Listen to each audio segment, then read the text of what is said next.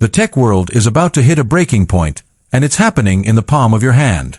For years, Apple has treated the iPad mini like a side project, a portable e-reader that occasionally got a spec bump.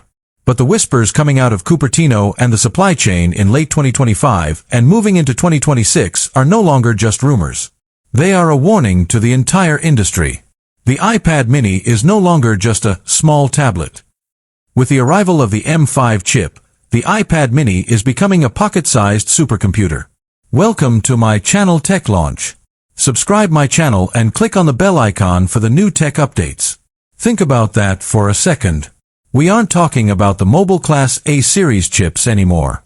We are talking about the M5, the same architecture designed to power MacBooks and high-end creative workstations. This is the moment the Mini Pro dream stops being a Reddit wishlist and starts being a reality. If you've been holding on to an old Mini or considering an iPad Air, you need to stop. Because the iPad Mini M5 is about to make every other portable device look like a toy. Why now? Why would Apple put their most powerful consumer silicon into their smallest frame? The answer is simple: the AI revolution. Apple Intelligence isn't just a marketing slogan, it's a resource hog. To run the next generation of local LLMs, real-time image generation, and predictive multitasking, you need raw neural horsepower. The M5 isn't a luxury for the Mini, it's a necessity. But it's not just about the chip.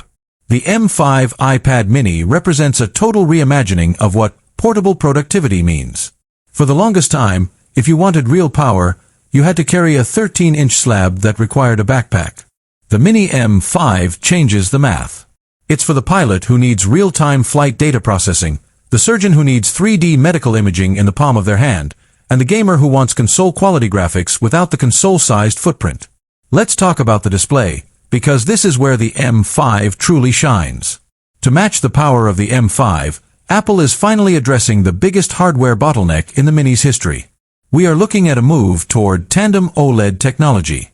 Imagine the pitch blacks and searing highlights of the iPad Pro, but in an 8.9-inch form factor. By shrinking the bezels just a fraction more, Apple is maximizing the canvas while keeping the footprint identical. This isn't just a screen, it's a window into another world. And yes, the jelly scrolling that haunted the Mini 6 is a distant memory.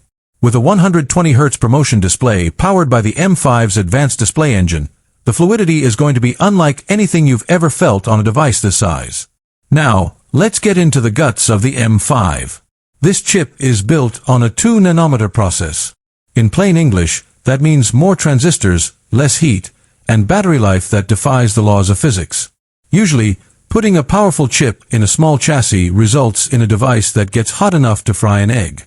But the efficiency of the M5 means you can edit 4K ProRes video or render 3D models in Blender while sitting on a plane, and the device stays cool to the touch. This is the efficiency gap that no other manufacturer has been able to close. But what does this mean for the Pro workflow? For years, iPadOS has been the leash holding back the hardware. But with the M5 Mini, Apple is rumored to be unlocking a Stage Manager Lite or a dedicated desktop mode when connected to an external monitor. Imagine spending your day using the Mini as a notepad and a digital planner, then walking into your